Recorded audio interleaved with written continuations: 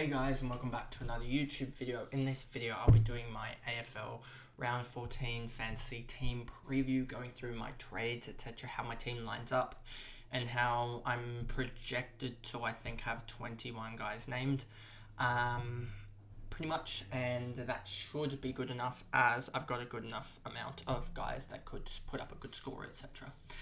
So before we get into the video, remember to like and subscribe, turn the notification bell on so you know when I upload, and let's get into the video.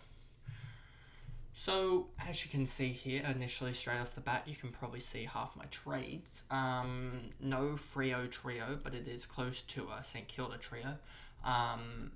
Yes, I don't really like any of the Gold Coast or Geelong guys coming back in off their bye, as I've already got Stewart, and Atkins is back in from my side as well, so trading in no one, as I don't like Raul, to be honest.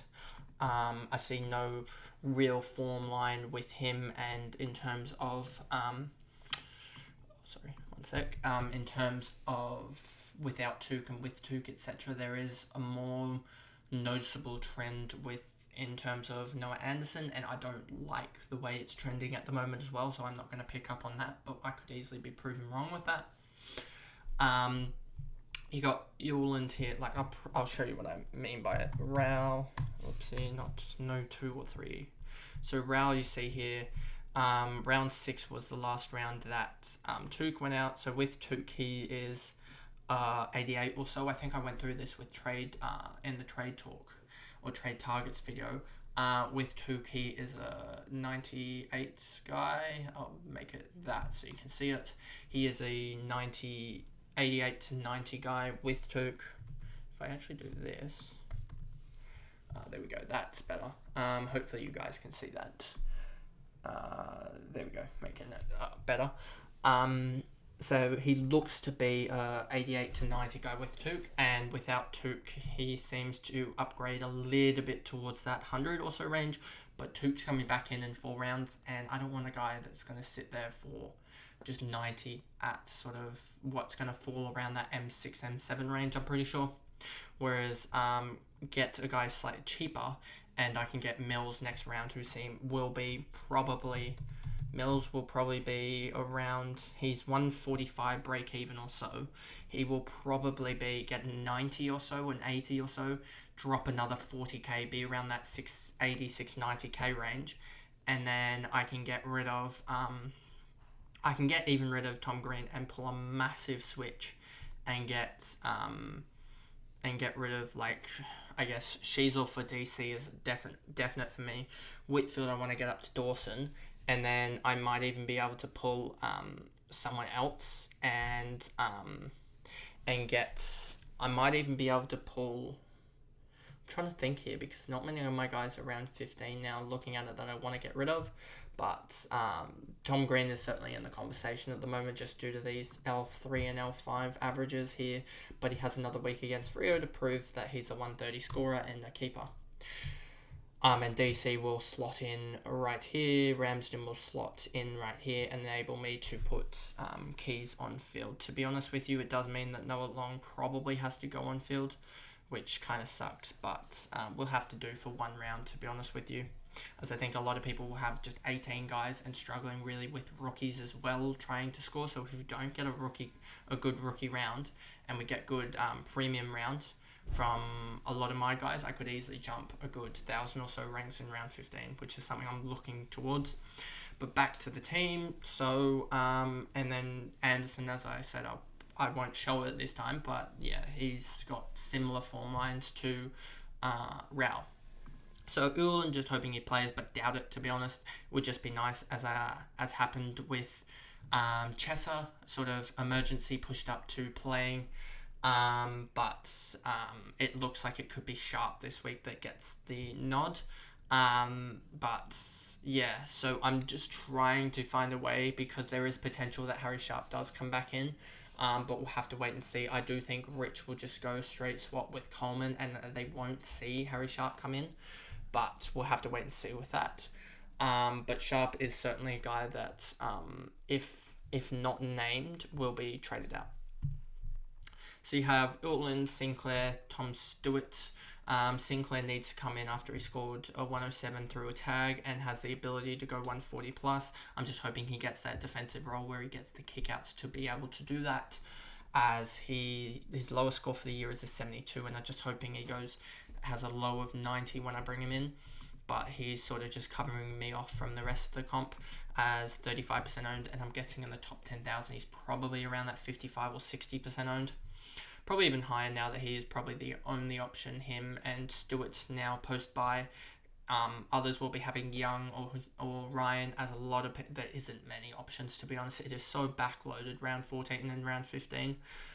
Then you have, as a lot of people probably even have Atkins chucked in their defence alongside Wilmot, alongside Sheasel, but Sheasel is needed in the forward line for most people, as there isn't many forward line options except for Dunkley, Golden, having a rookie and Sheldrick playing, etc. There isn't many options. So we went through Sinclair. Stewart is in pretty much the same boat. In the top 1,000, he is in 95% of teams. He is so highly owned, and there is a reason why, because he's gone 103 in his last 3 and 98 in his last 5, and I think he only goes up from here, to be honest with you, as you just see this form line trending, as Redigalia, I'm pretty sure, went out midway through this game here, and he just started dominating as the spare defender, and Geelong's getting more of their guys back, meaning that Stewart might go back to this defending role and Duncan pick up this spare defender role, but I think Stewart could easily still profit off that, as Duncan's just going to kick it to him quite a lot. Whitfield just here for another round. He will be traded up to Dawson in round 15. Young looks to be a bad pick, but just hoping he can return back to this this form patch here that he had, a 108, 112, 102, 108 sort of patch, as well as this 118 to start the year, and not return to this sort of 50s and 70s range. And then Wilmot, hopefully with Rich being out, he might be able to stay in my team and just sort of gain value and gain value and gain value, as it looks like he could have either back to that dreaded wing role or slide back into defence as well, where he gets these. This was a wing roll, this was a defence, this was a defence, and I'm pretty sure this was also half and half, and that's why you saw those big scores, but this 34 and these 22 were definitely on the wing. Dacos and Mullen's injured, which is annoying that I picked him in the end, and Dacos is on his bye, and then you've got Brayshaw here. Just gotta go big with him, honestly. He's not my captain this week, as I'm doing the thoughtful and just smart play of putting Taranto VC. He's got the game here, the Saturday night game, and I'll be able to find, because the bye players lock out in the last game of the round, I'll be able to know of Taranto's score on Saturday night, and then just review that and think, is it above 112? Okay, it is, etc. Then go from there. And that'll be basically the process I go through, as 112 is my barrier, and it might move up to 114 post buy, but 112 is the one. I'm saying that as in 112 is the marker that I set down, but post buy it could move up a couple of more points as we get more better scorers in there, and I get to be able to activate that sort of West Coast or North Melbourne matchup a lot more.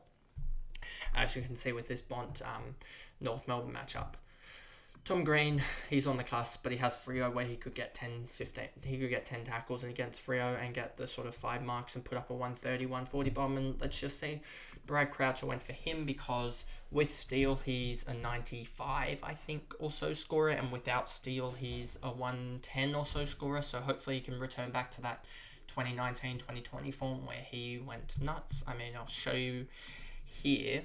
If we look here, 2021, he's a 95, 2020, 74, that was a COVID year, 2019, a 108, 2018, didn't play, 2017, a 103, 2016, 86, and then did not play. So 2022, he was a 106, a 95 here.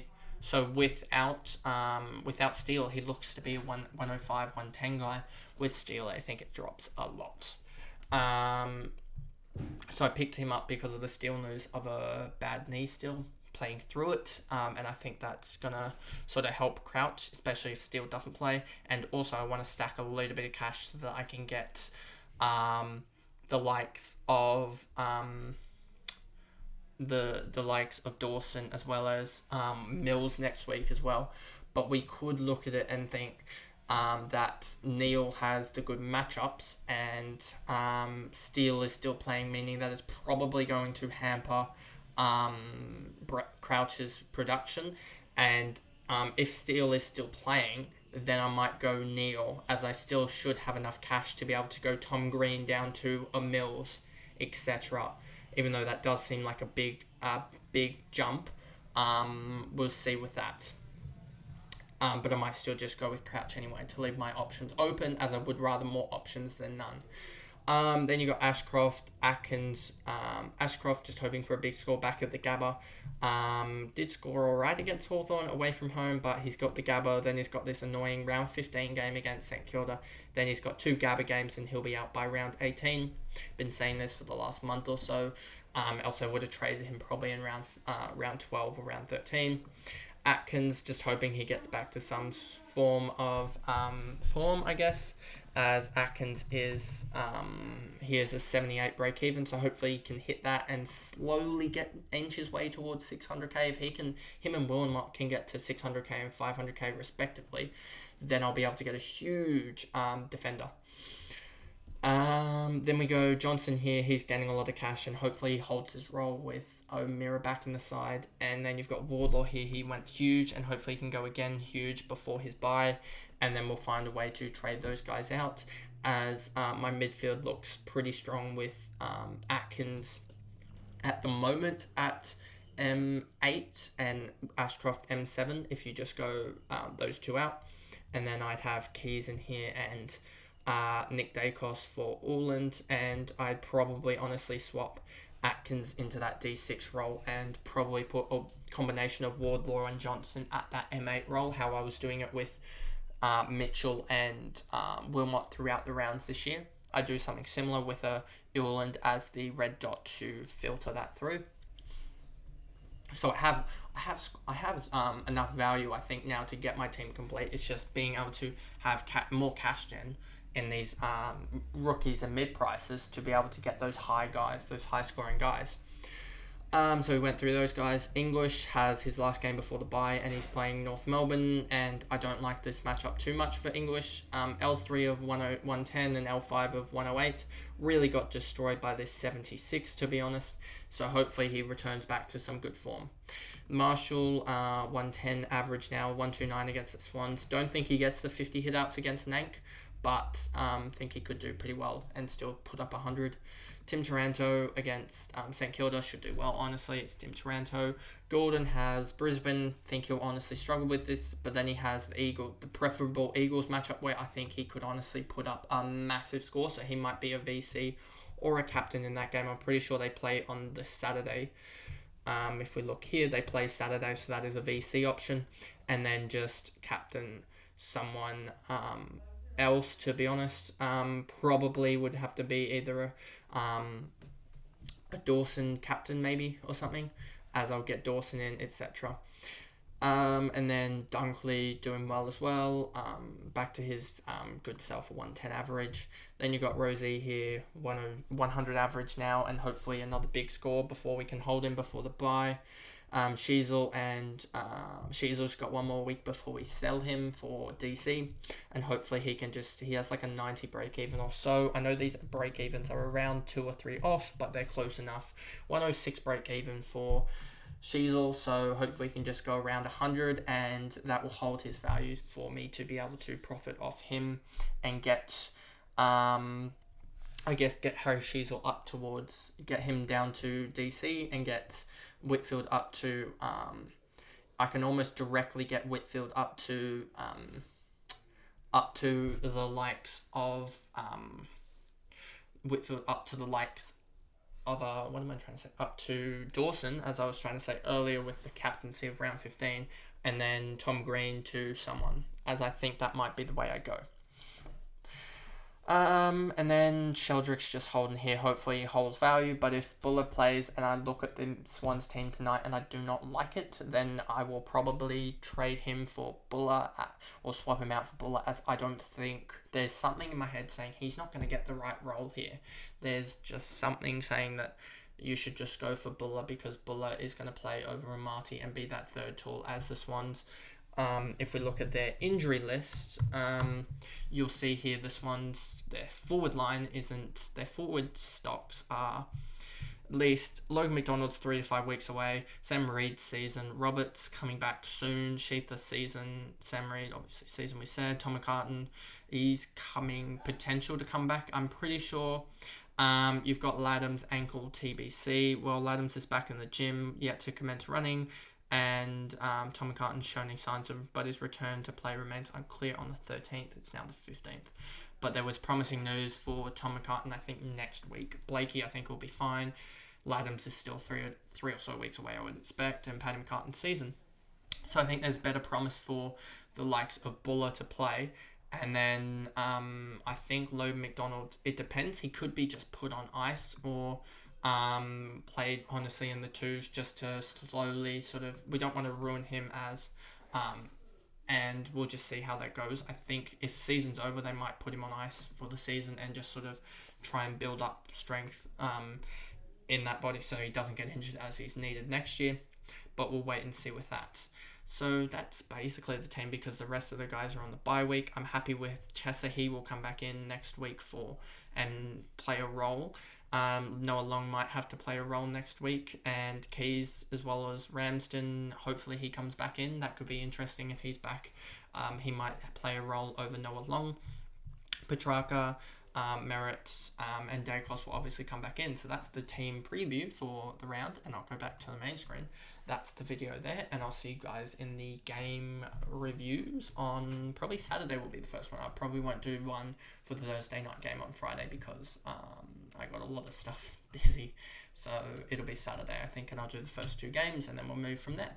So see you guys, and I'll see you guys in another video.